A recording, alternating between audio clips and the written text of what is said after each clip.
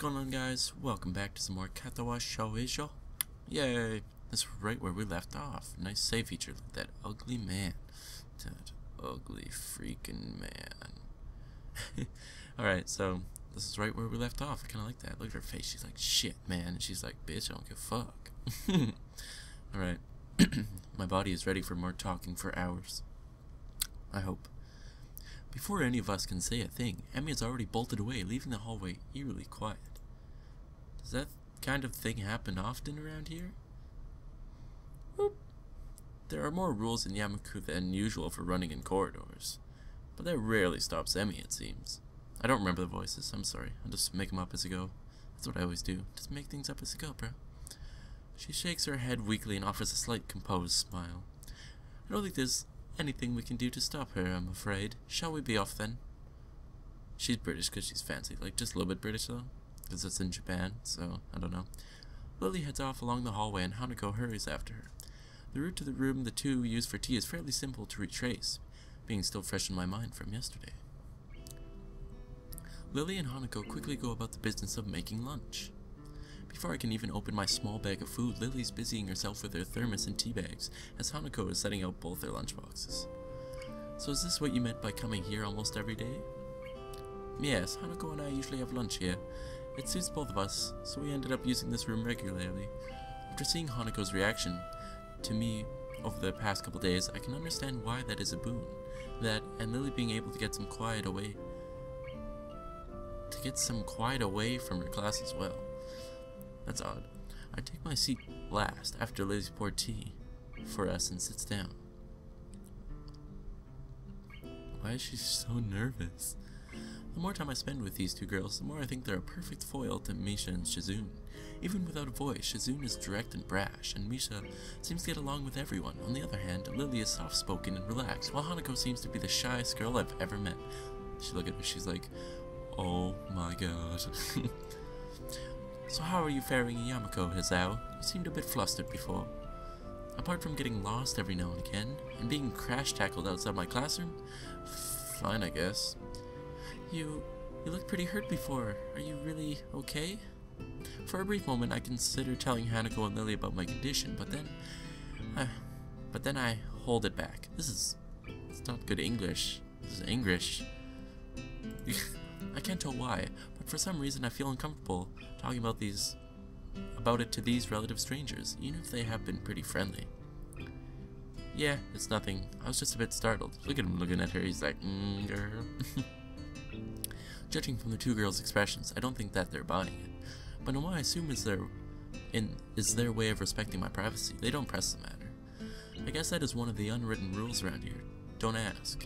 Even if people's conditions are obvious like Hanako's, there's still bound to be a story involved. Everyone has things that they don't feel comfortable speaking about. I think everyone here recognizes that. So, how long have you been in this school? You both seem to know your way around pretty well. Well, been here since the start of high school, but only moved into the dormitories a year ago. Hanako joined at the start of high school as well, and moved to the dormitories when she did, if memory serves me right. That's right, since high school. So you've known each other since then? Since I moved, yes. Hanako lives next door to me, so it's only natural, right? Right. Yeah, of course. Living next to someone is probably reason enough to befriend them, though I'm guessing that Lily's blindness played a part in it as well. Can't imagine Hanako easily making friends with someone who has to deliberately avoid looking at her scars. With the immediate conversation dried up, we start to eat our lunch. Window shade effect. It isn't long before the bells are signaling the end of the break. Like me, the girls pack up their lunches as efficiently as they set them out. I guess I'd better be off. Are you going to be with Hisao, Hanako? Hanako looks up at me, and for a second I can see that she is considering skipping class. Maybe just to avoid walking to the classroom with me. God damn it. Yes. I don't know what to think of it. Hanako really is delicate to the point of breaking if looked at in the wrong way. Makes me a bit nervous too, but I push the feeling aside, trying to be as natural as I can. We should hurry then. Class has already started by the sound of it. Lily gives a nod of farewell as she bends down to take her cane, Hanako and I filing out before her. We walk quickly down the empty halls to our respective classes. As we reach the door to Lily's 3-2 classroom, she turns toward me. Hisao, thank you for sharing lunch with us today. My pleasure, Lily. Uh-oh. And with that, we part ways, Lily entering her classroom and leaving Hanako and I to make off to our own. She's still looking like she wants to run away. So do you really want to go back to class now? Yes. Okay then. I feel like I should say something more to her, but it's hard to come up with anything that would be appropriate and safe enough. And Lily was right. The more time we spend out here, the more explaining we have to do. Oh, that was loud. Jesus Christ. I open the rear door to the class and walk in. Oh, look at that man. Look at that man. Oh. The teacher looks up at me and opens his mouth to say something. However, as Hanako follows me in and closes the door, he simply nods to us and continues his lecture. This is the third time that Hanako has had her truancy, I don't know that word, practically ignored. There's definitely something going on here. We make our way to our seats, and I notice that Misha and Shizune are both missing as well. I wonder if it's some form of informal agreement with the staff, or if it's a perk afforded to the unique students of this school. Trying to make as little disturbance as I can, I extract the relevant textbooks from my bag and start catching up.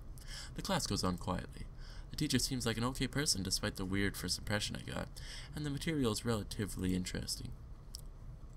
Yep, it's just an average class, man. However, the way he teaches is really bizarre. It's as if he expects that everyone is a natural genius. Shudder shade. When the final bell sounds, I realize that music coming in. I realize that there's still a lot of time left in the day, and I'm left wondering what to do. It's odd, at the hospital I had 24 hours a day of free time, but here filling the considerably shorter hours feels difficult. Everyone else leaves, and I'm left alone with the teacher. That's how bad things start. Matao was explaining the assignment sheets we were working on earlier, marking them with a red ball pen. Raising his eyes from his papers briefly, he noticed me and furrows his brow. He's like, eh. What is it, Nakai? I jump at him addressing me, but I guess it's natural to spark some conversation since there's nobody else around. Well, oh shit. Nothing. Thinking about what I'd do after school. The teacher slowly puts a cap on the pen he is holding and arranges his papers into a stack, clacking against the desk twice. Oh, that double tap. Yeah.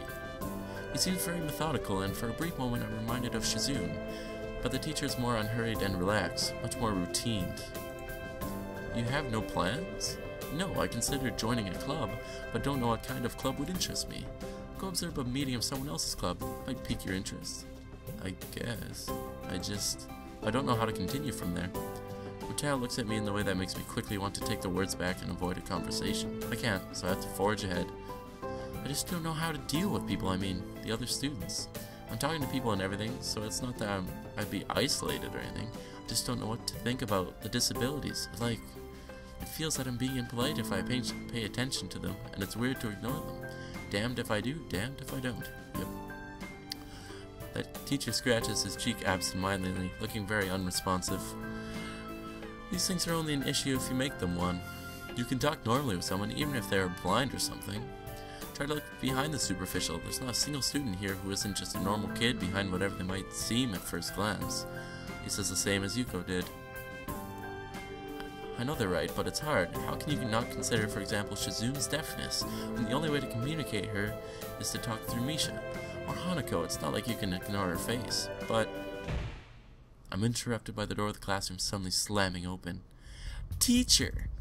Misha crashes in, hands straight in an enthusiastic greeting, her voice loud and lively enough to wake the dead from their graves. She starts towards the teacher's desk with her bounding step, hands energetically swinging with the rhythm. Look how happy she is. My god. Matao, visibly dismayed at the interruption, and Misha in general, slumps in his chair. Mikado. Misha stops in her tracks and looks around cluelessly, as if she's sensing from his tone that something's wrong, but has no idea what. Yes? We've talked about volume control before. Yes! But she doesn't lower her voice at all, and the teacher just rubs his eyes. So what is it? We need help. We're running out of supplies for the festival stands. This is a distress. She waves a pink slip of paper she's holding around. So, go get more supplies from the art room. What's the problem with that? Plywood. Plywood is always the problem. Last time we wanted more, there was only a little. But that time we just took it all and went with that. Now there's, none left there. So do you know where there is some? I don't understand. How would I know? Shi-chan, the president